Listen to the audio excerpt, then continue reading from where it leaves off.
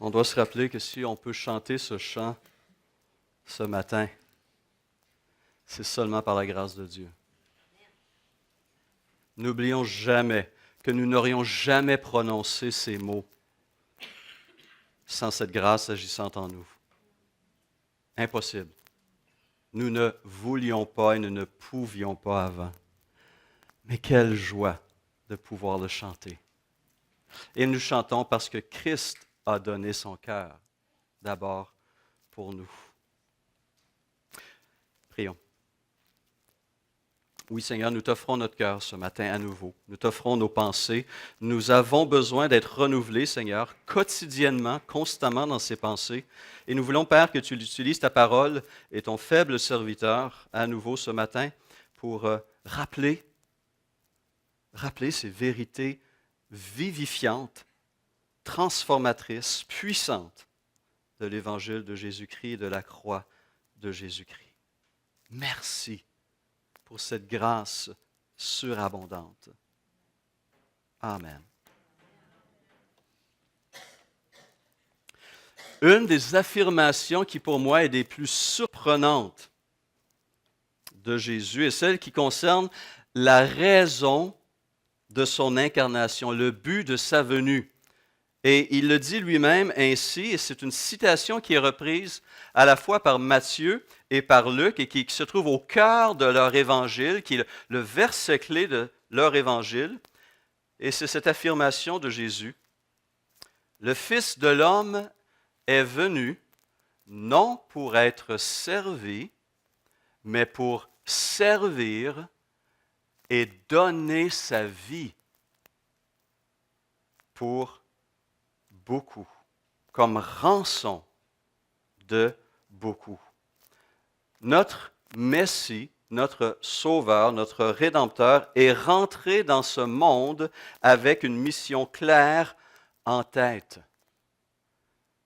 Se retrouver un jour cloué à une croix romaine. C'était la raison de son incarnation.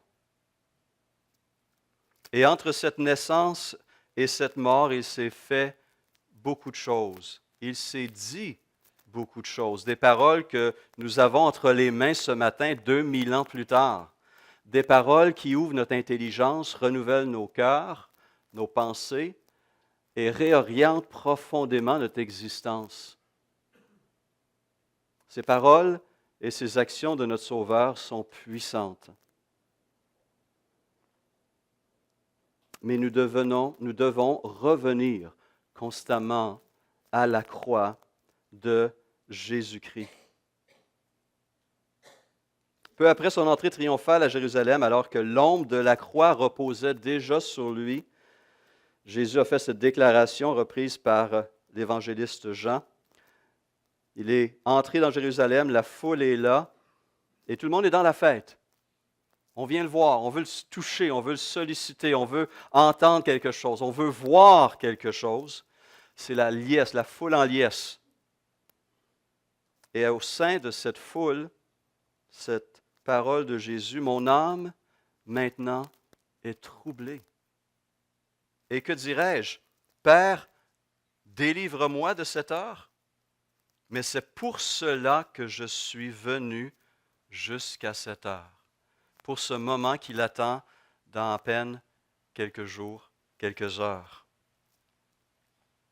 L'un des plus grands prédicateurs du 20e siècle, le Britannique J. Campbell Morgan, a affirmé que tout ce dont l'homme pécheur a besoin, il le trouve dans la croix de Jésus-Christ. Tout ce dont l'homme pécheur a besoin, il le trouve à la croix. Il avait compris que la croix marquait bien plus que la mort, une mort injuste, une mort criminelle, la mort d'un homme innocent. Mais il avait été jusqu'à dire ceci, Campbell Morgan, et cette phrase m'avait frappé. Il a dit, si la mort de Christ par la croix n'avait pas de sens plus profond que la simple manifestation de l'injustice des hommes, je ne pourrais croire en Dieu. en son bon gouvernement du monde et en sa bonté et sa justice. Si l'être le plus pur que cette terre ait connu a ainsi pu être mis à mort sans que Dieu n'intervienne, si une vie marquée par un amour si authentique et si profond ait pu être étouffée par une telle haine démoniaque sans que Dieu dise quoi que ce soit, je ne pourrais alors croire en la bonté de ce Dieu. Si la mort de Jésus sur la croix est un accident, alors le monde est livré au chaos. Il n'y a pas de trône, pas de gouvernement divin, et on ne sait tout simplement pas où tout cela va mener. Si la mort est simplement de Christ est le résultat de chefs religieux envieux et de gouverneurs injustes, en effet, on devrait se questionner. Mais lorsqu'on regarde les évangiles et lorsqu'on regarde les épîtres qui nous expliquent en détail les buts de cette mort et de cette crucifixion, nous constatons que la croix visait des objectifs précis, qu'elle cherchait à accomplir quelque chose de clair, quelque chose qui brille de mille feux, quelque chose qui annonce le message le plus glorieux qu'il est permis à un homme, à une femme d'entendre. Et c'est pourquoi Pierre va souligner que même les anges désirent plonger leur regard dans ce message de l'Évangile, dans cette bonne nouvelle, parce qu'ils y voient la grandeur de la grâce, de la gloire, de l'amour de Dieu pour ses créatures. Et nous avons besoin, nous aussi, de régulièrement y plonger notre regard. Et lorsqu'on va le faire, on va découvrir plusieurs bienfaits derrière la croix, accomplis par la croix de Jésus-Christ. Le pardon, la pureté, la paix, la puissance et une promesse. Ce matin, j'aimerais juste aborder ce premier de ces bienfaits, le pardon. Quand on prend le temps de réfléchir à cela, le pardon du Dieu 3 fois saint envers ses créatures rebelles, méchantes, on constate que c'est quelque chose de renversant. C'est une nouvelle tellement renversante qu'on a parfois même de la misère à y croire. C'est trop beau pour être vrai, diront certains. Mais Dieu l'a dit. Dieu l'a annoncé qu'il allait pardonner le péché de ces créatures rebelles. À travers le prophète Ésaïe, il dit qu'il pardonne parce que cela reflète sa nature même en tant que Dieu. Il dit c'est moi, en Ésaïe 43, 25, c'est moi et moi seul qui efface tes transgressions par égard pour moi-même. Je ne tiendrai plus compte de tes péchés. À travers Ézéchiel, Dieu communique son désir de pardonner les péchés, de voir les hommes entrer dans cette vie nouvelle. Il dit, il implore Ézéchiel de dire aux Israélites et à tous ceux qui lisent son livre, « Aussi vrai que je suis vivant, déclare le Seigneur, l'Éternel, je ne prends pas plaisir à voir le méchant mourir, mais à le voir changer de conduite et vivre. » Vivre. Renoncez à votre mauvaise conduite.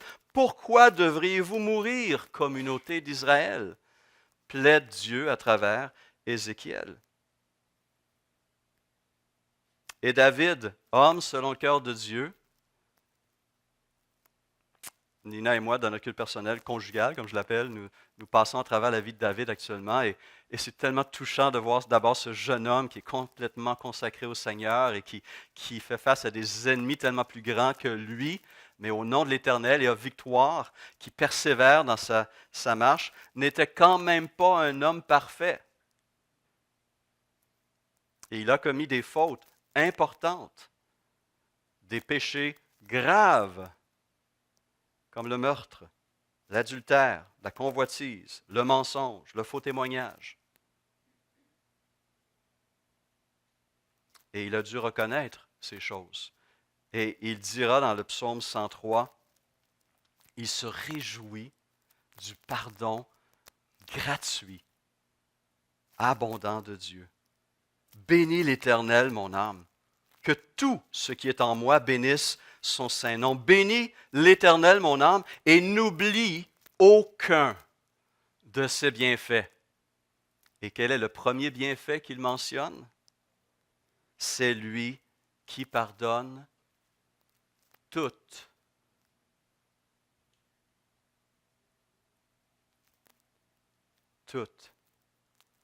tes fautes.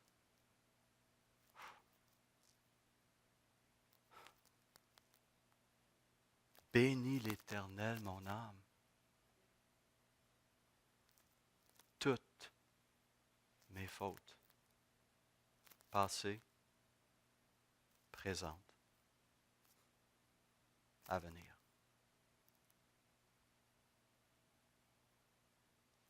Et alors que les croyants de l'Ancienne Alliance, comme ces prophètes et David, regardaient à l'avenir pour voir comment Dieu allait accorder ce pardon, ils avaient déjà, depuis la loi de Moïse, une indication.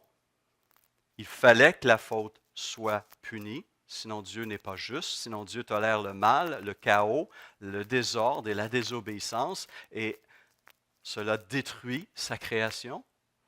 Ils avaient vu à travers ces sacrifices d'animaux que Dieu acceptait de déposer le blâme sur quelqu'un d'autre. Et dans l'Ancien Testament, on couvrait par le sacrifice animal simplement, jusqu'à ce que Dieu lui-même offre le sacrifice parfait, l'agneau sans défaut.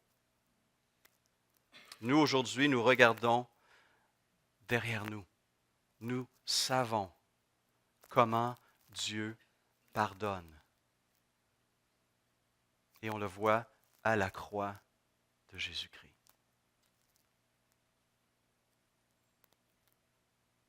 Alors qu'il présente l'Évangile à Corneille, un centurion romain, en Actes 10, 43, Pierre lui dit « Tous les prophètes rendent de lui le témoignage que toute personne qui croit en lui reçoit par son nom, par le nom de Jésus, le pardon des péchés. » Et c'est à cette parole que le cœur de Corneille s'est pleinement ouvert et l'Esprit est descendu sur lui et sa famille. C'est à la proclamation de ce message du pardon au nom de Jésus-Christ. Alors, comment ce pardon est-il rendu possible? Paul ne va laisser aucun doute dès le début de son épître aux Éphésiens lorsqu'il écrit en Éphésiens 1,7 « En lui, en Christ, par son sang. » Alors, lorsqu'on parle du sang, on parle de sa vie qui est offerte, son sacrifice. Par son sang, nous sommes rachetés, pardonnés de nos fautes. Et il ajoute cette phrase, une de ses phrases préférées dans Éphésiens, conformément à la richesse de sa grâce. À la richesse surabondante de sa grâce. C'est par son sacrifice à la croix que le pardon de tous nos péchés, passés, présents, à venir, est rendu possible. Est-ce nécessaire de mentionner la nécessité pour nous de ce pardon? Si je vous donnais juste une minute pour voir votre comportement ce matin, hier, cette semaine, probablement plusieurs exemples vous viendraient à l'esprit. Un examen de conscience vous révélerait rapidement votre besoin réel, profond et durable du pardon de Dieu. N'est-ce pas? Déjà dans nos rapports avec nos amis, nos frères et sœurs en Christ, et nos plus intimes, notre famille immédiate, nous mentons, blessons, rejetons, trompons ces personnes. Nous sommes trop souvent égoïstes, mesquins, jaloux, envieux, coupants. Nous manquons nous-mêmes parfois de pardon dans nos rapports humains. Et lorsque là se manifeste, les choses dégénèrent rapidement.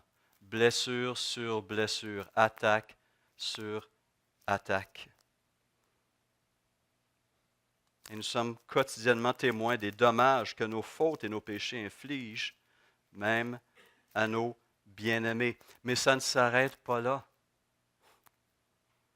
Ça ne s'arrête pas là. Nous blessons, nous attristons, nous étouffons, nous offensons aussi quotidiennement notre Dieu créateur, roi des rois et seigneur des seigneurs, par nos péchés à la fois de commission et d'omission. Comprenez la différence? Par des choses que nous faisons, que nous ne devrions pas faire, et par les choses que nous ne faisons pas, que nous devrions faire.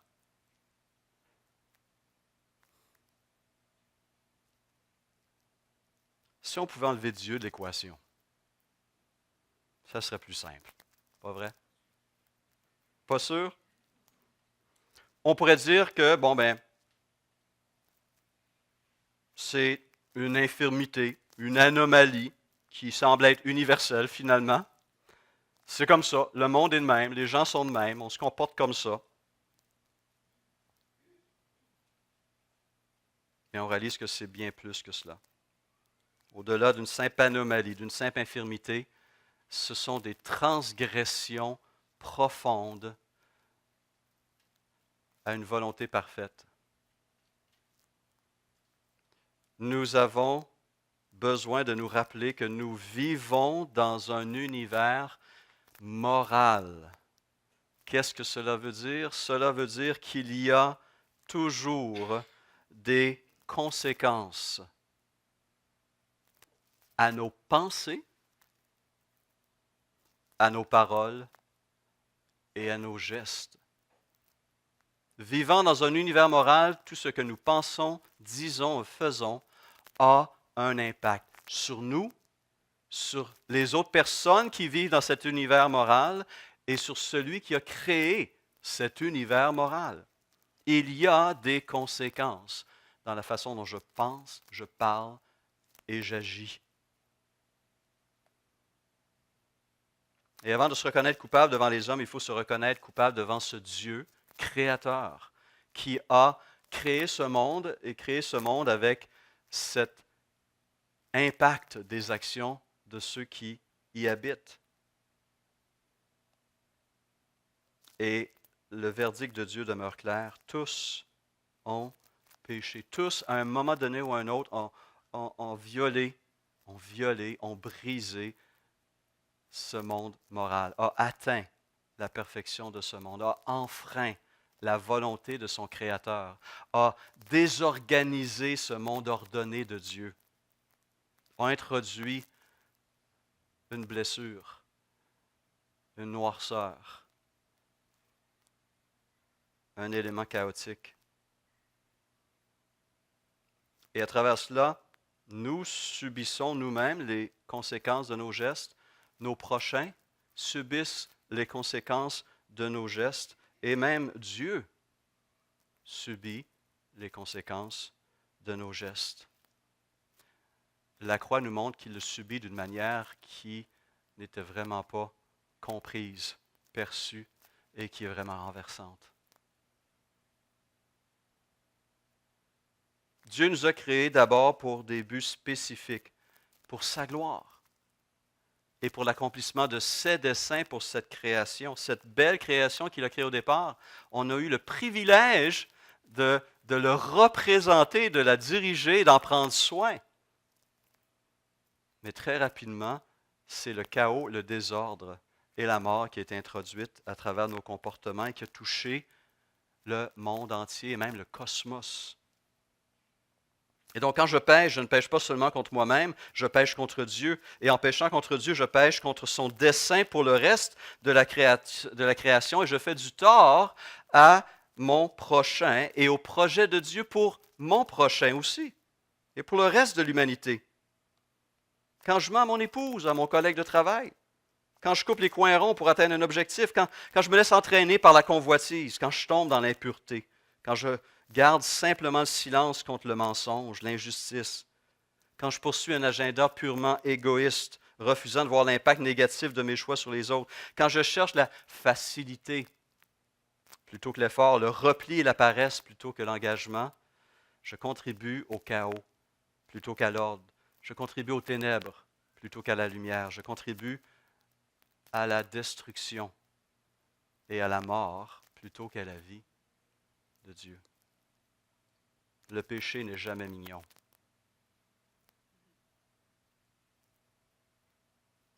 Et ce sont mes péchés et vos péchés, frères et sœurs, qui ont conduit Jésus à cette croix. Et quand je prends le temps de saisir toute l'ampleur des conséquences de mon péché, ma première réaction devrait être de pleurer.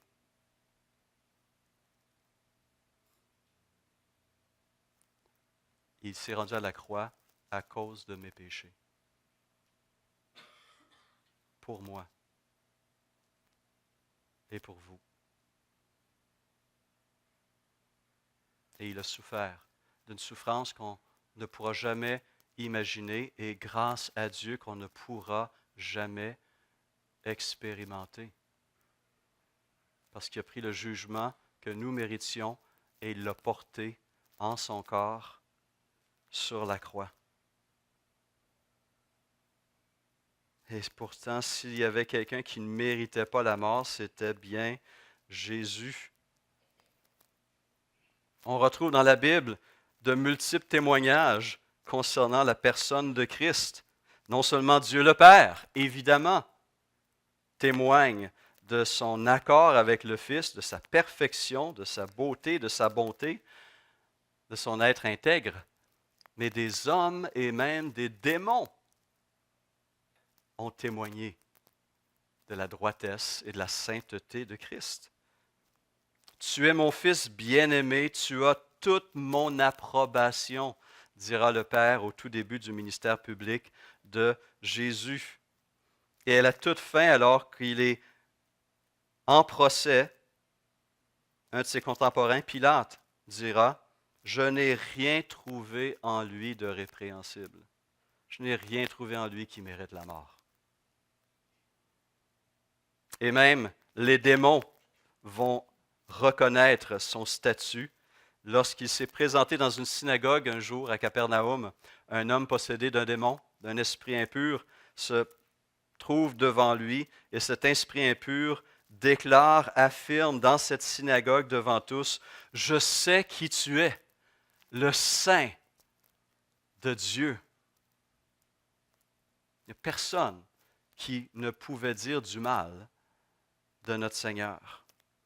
Et il a subi la pire forme de mise à mort, la condamnation la plus totale, le rejet le plus complet. Mais voici ce qu'a accompli la croix de Jésus-Christ. Voici un des bienfaits qui en découlent.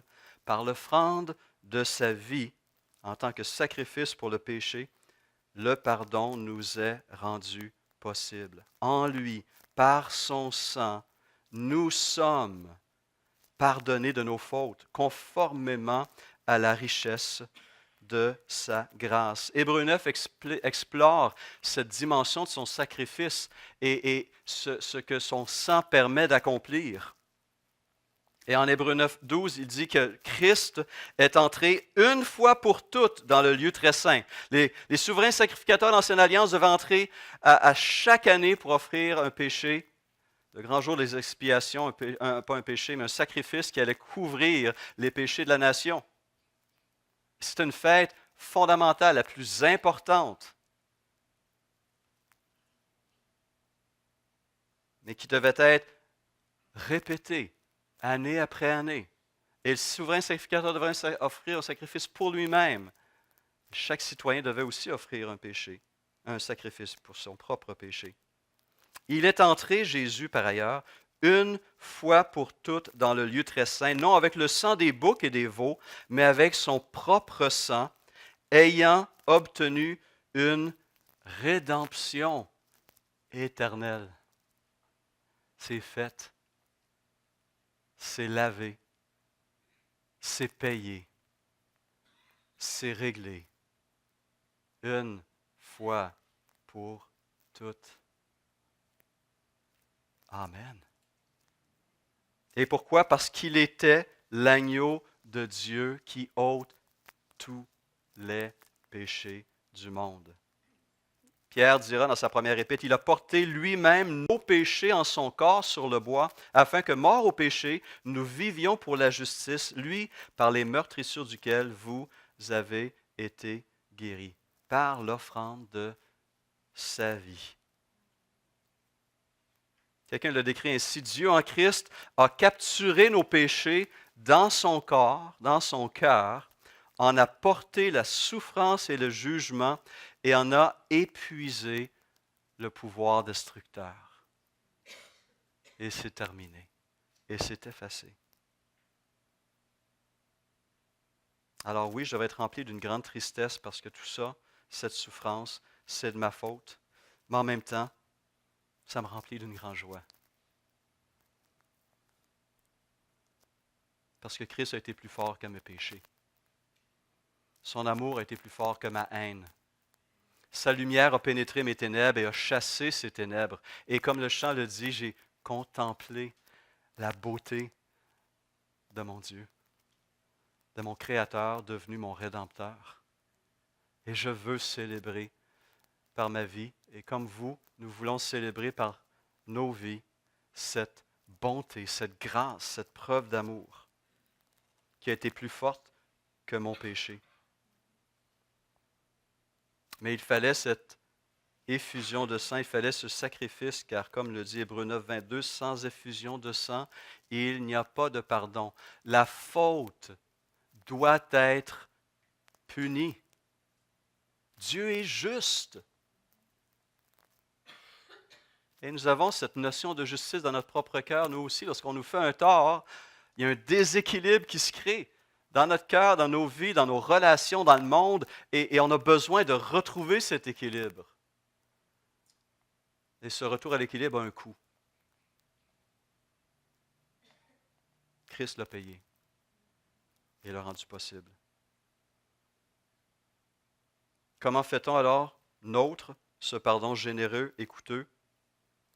Évidemment, il faut d'abord reconnaître son propre besoin,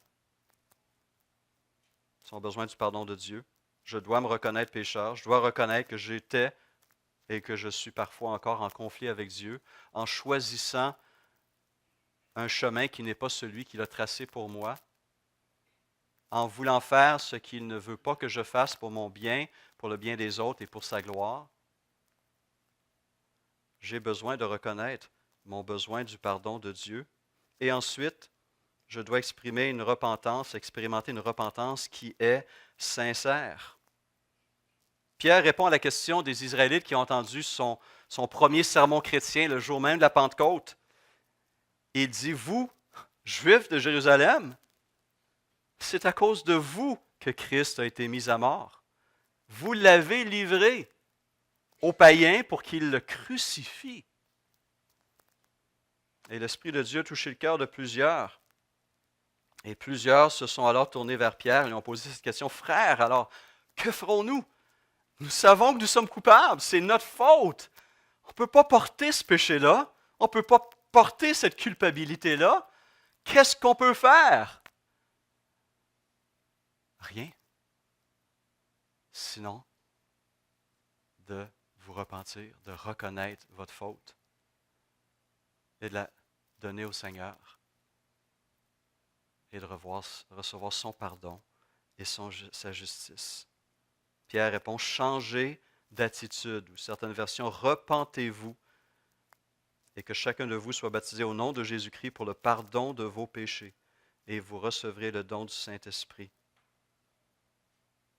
Nous devons renoncer à notre ancienne façon de penser, à notre ancienne façon de parler, à notre ancienne façon de vivre et réorienter notre vie selon les valeurs du royaume de Dieu. Et on doit accepter ce pardon que Dieu nous accorde en Christ. Je constate, lorsque je rencontre certains chrétiens, que certains chrétiens vont dire qu'ils acceptent le pardon de Dieu, mais ils refusent de s'appliquer ce pardon à eux-mêmes. Ils continuent à se condamner et à vivre sous le poids du péché pour lequel Christ est mort. Et c'est triste de voir ces chrétiens qui refusent de pleinement recevoir ce pardon et se libérer du poids de la culpabilité.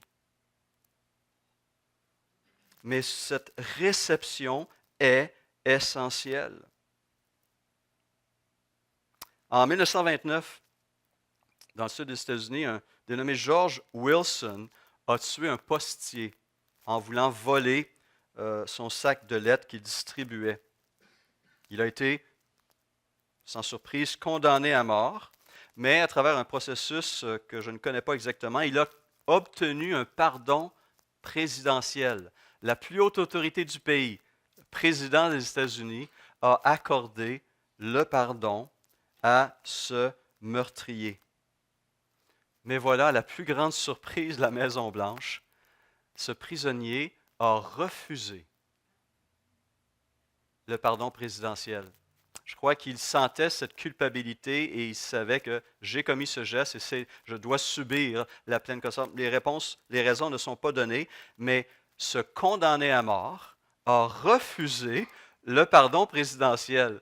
Alors voilà que d'un côté, on a ce papier qui permet à cet homme de sortir de prison libéré de la peine de mort et qui refuse de sortir. Qu'est-ce qu'on fait? Qu'est-ce qu'on fait avec un homme qui refuse le pardon? Et la cause s'est rendue jusqu'à la Cour suprême des États-Unis afin de répondre à cette question toute simple. Si vous êtes pardonné par le président des États-Unis, la plus haute instance du pays, l'êtes-vous, oui ou non? Pouvez-vous rejeter le pardon accordé par la plus haute autorité du pays? Et le juge en chef de l'époque, un dénommé Marshall, a rendu la décision au nom de la Cour ainsi. Un pardon rejeté n'a pas d'effet. N'est pas un pardon. À moins que le bénéficiaire du pardon ne l'accepte, ce pardon ne peut être appliqué.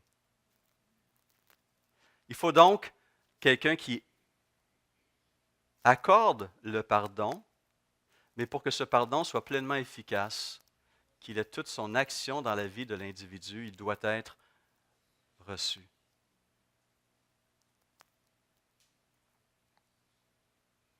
Autrement, il n'a aucune valeur pour cette personne. Alors nous avons besoin de reconnaître notre besoin de pardon. Nous avons besoin de nous reconnaître coupables. Nous avons besoin d'accepter humblement cette offre qui vient de Dieu au nom de Jésus-Christ et qui a été payée au plus grand prix. Et que faire ensuite? Eh bien, pour reprendre les paroles de l'auteur de l'Épître aux Hébreux, chapitre 12, débarrassons-nous de tout fardeau et du péché qui nous cerne si facilement de tous côtés et courons avec endurance l'épreuve qui nous est proposée. Gardons les yeux fixés sur Christ. Et je précise, sur la croix de Christ. Christ qui nous a ouvert le chemin de la foi et qui la porte à la perfection. Mes amis, ce matin, en cet instant même, vous pouvez avoir l'assurance qu'en quittant cette salle, vous n'avez plus à porter le poids de vos péchés. Vous n'avez plus à porter le poids de la condamnation du péché. Vous n'avez plus à porter le poids du fardeau de vos péchés, parce que Christ les a portés pour vous sur la croix. Il est mort pour les pécheurs et il a subi le jugement que nous méritions. Vous pouvez quitter cette salle avec une vie nouvelle, une orientation nouvelle, une joie nouvelle, une paix nouvelle et des relations transformées, vivifiées. Je vous invite à prendre un instant si ce n'est pas déjà fait. Regardez à Christ. Voyez la mesure de sa grâce et du prix qu'il a accepté de payer pour offrir le salut aux pécheurs que nous sommes. Voulez-vous lui remettre vos péchés?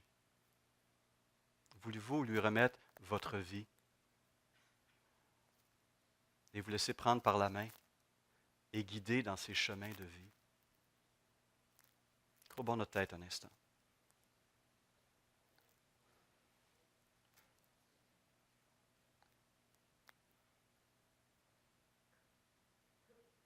Seigneur, c'est par ton esprit que tu souhaites ouvrir nos yeux à la découverte de ce message d'amour dans les évangiles. C'est à ces choses que tu veux nous faire comprendre notre besoin profond, la laideur incroyable de ces péchés que nous commettons,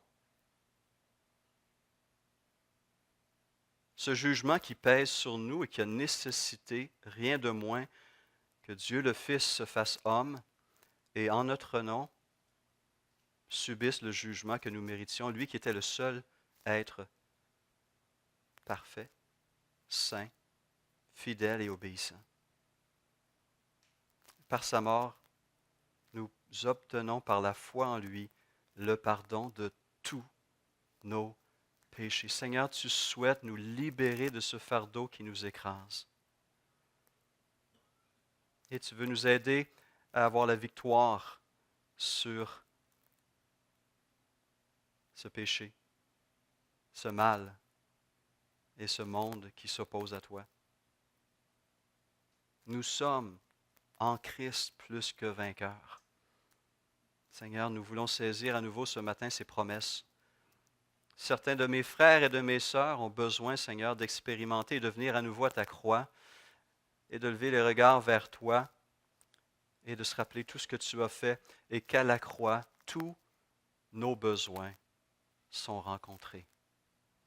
Seigneur Jésus, merci. Amen.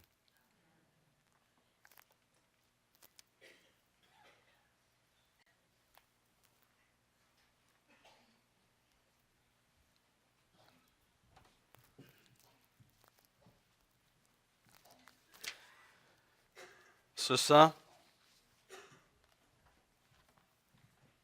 versé pour nous nous accorde le pardon de Christ. Ce sang versé pour nous nous accorde sa pureté, sa paix, sa puissance et est garant d'une promesse glorieuse. Puisque nous sommes maintenant considérés comme justes grâce à son sang, écrit Paul en Romains 5,9, nous serons à bien plus forte raison sauvés par lui de la colère de Dieu. Maintenant, en Jésus-Christ, vous qui étiez loin de lui, vous êtes devenus proches par le sang de Christ. C'est ce que cette table veut nous rappeler, ce sacrifice qui a tant fait et qui fait encore autant. Seigneur, merci. Merci pour ton amour et pour ta grâce que tu as surmonté les plus grandes résistances, la plus grande haine, la plus grande ignorance, l'aveuglement, la mort spirituelle, pour apporter ta lumière, ta vie, ton pardon, ta grâce et ton amour. Seigneur, nous souhaitons participer à cette table pour te dire merci et pour nous rappeler ce grand prix. Amen. Prenons.